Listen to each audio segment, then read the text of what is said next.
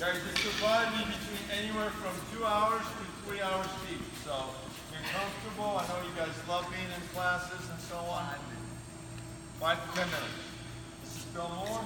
This gentleman I mentioned to you guys before. You guys start playing tennis. There you go. Good to be here. So there's a lot of stuff that we can talk about relative to the mental and emotional aspects of being a tennis player. And one of the things that we're going to talk about, one thing in particular, and it's going to be a 5 or 10 minute deal, okay? And we're going to have some opportunities over the next few weeks to work on this stuff actually on the court. If you think about what it's like to play and compete in a tennis match versus other sports. Any of you play other sports, play team sports? Go ahead. Yeah? Joey does. So what happens, let's say you're playing basketball or soccer or some other team sport, and you make a mistake or you have a pretty bad error, and you're running back on defense or you're running down the soccer field. What typically happens with your teammates? They yell at you and tell you to tell a terrible job? Well, it depends on the person. It ranges from good try to be better. Okay. Yeah. So, but generally speaking, if they're a good teammate, they recognize, as you would. So if one of your teammates had a very bad, made an embarrassing mistake in the course of a soccer game or basketball game, would you go, "You stupid idiot, what are you doing?" Probably not. If you're a nice guy, you wouldn't do that. Would that help them if you did that? Okay. Probably wouldn't help them. Well, what happens in team sports is you have teammates that typically help you stay positive and focused and fighting through the course of that competition, through the course of that match. In tennis, you don't have that. It's just you. So how you talk to yourself, how you coach yourself, becomes a real important skill in tennis, more so than any other sport. In golf, which is another individual sport, you say, well, it's just important how you talk to yourself in golf. Well, golfs have caddies, right? They have coaches, even in collegiate, they have coaches who are on the course with them. And you have caddies who help them think about what they're doing, help them stay positive and upbeat and focused during the course of a round of golf. Tennis players don't have that. So let's say this. Let's say that every time you make a mistake, well, let's take Roger Federer.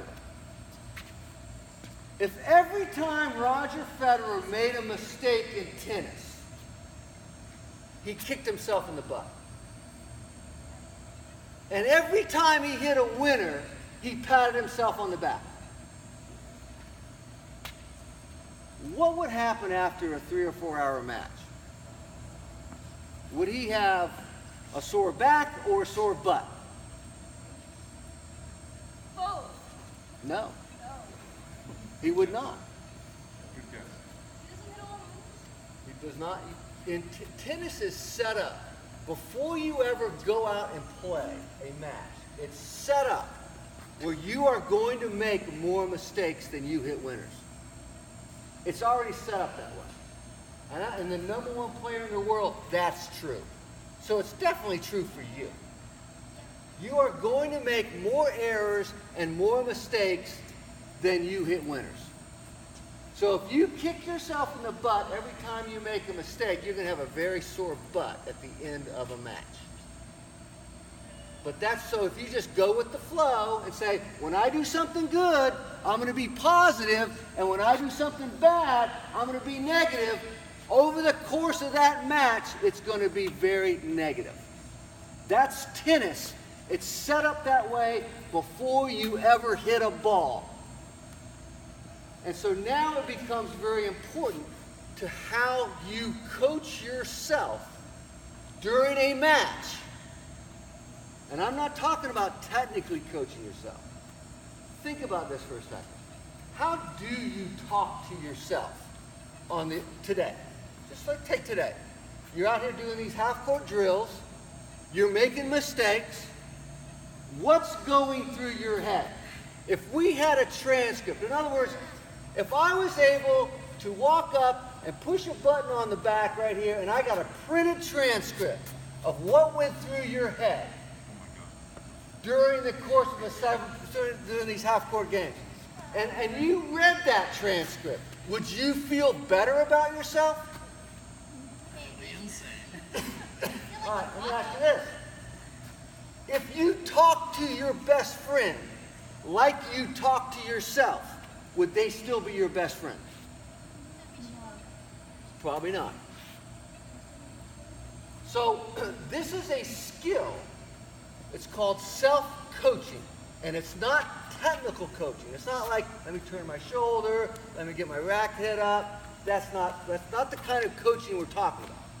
We're talking about emotional coaching. How well do you coach yourself where you can stay positive about what you're doing, focused on what matters, and fighting to overcome the obstacles in your way? Positive, focused, and fighting.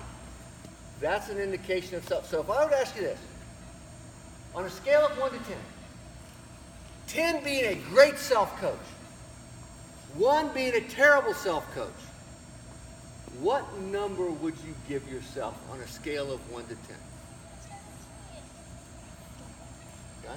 And I'm going to tell you right now that that skill is as important as learning how to hit a forehand and backhand in the course of a match, in the course of a performance. But if you don't practice that skill in practice, it is not going to show up in a match. And so what I would ask you to do today is when you're doing these half-court drills and you're hitting balls, what I want you to do is listen to yourself. I don't want you to change anything. I don't want you to change how you talk to yourself. I don't want you to, all I want you to do for just 5 or 10 minutes is just let yourself respond as you normally do in these drills. But just listen. What is it that you're saying? What tone of voice do you use? How do you respond to the end of a point after you've lost? What do you do physically? What do you do in your head? Become more aware of what is going through your head. And then ultimately, you've got to ask yourself, is that helping you as a performer? Is that helping you as a tennis player?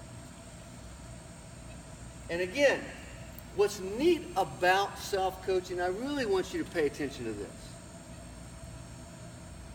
Self-coaching, what tennis does, what tennis can do for you, is give you the opportunity to practice being a great self-coach that you can then apply to other areas of your life. You get more repetitions, more opportunity on a tennis court to learn about how to coach yourself to stay positive, focused, and fighting than any other area of your life. If you can learn to do that through tennis, and let me tell you something just real quick. I work with performers across a lot of domains. I work with professional musicians, athletes, business professionals that operate at a very high level. And I will tell you this, and I can speak to this from the bottom of my heart. What level you achieve in your life is very dependent upon how good of a coach you are to yourself. And that is a very true statement. So learn how to coach yourself better emotionally on the tennis court so you can apply it to other areas of your life. So what I would ask you to do today is listen to yourself. Don't try to change it. Don't judge it as good or bad. Just listen and ask yourself, is this the way I want to be coaching myself? And then next time we get together, will give you some drills to help you improve self-coaching. Okay? That wasn't so bad. 10 minutes, right? That was awesome. Thank There you go. Go get them. you.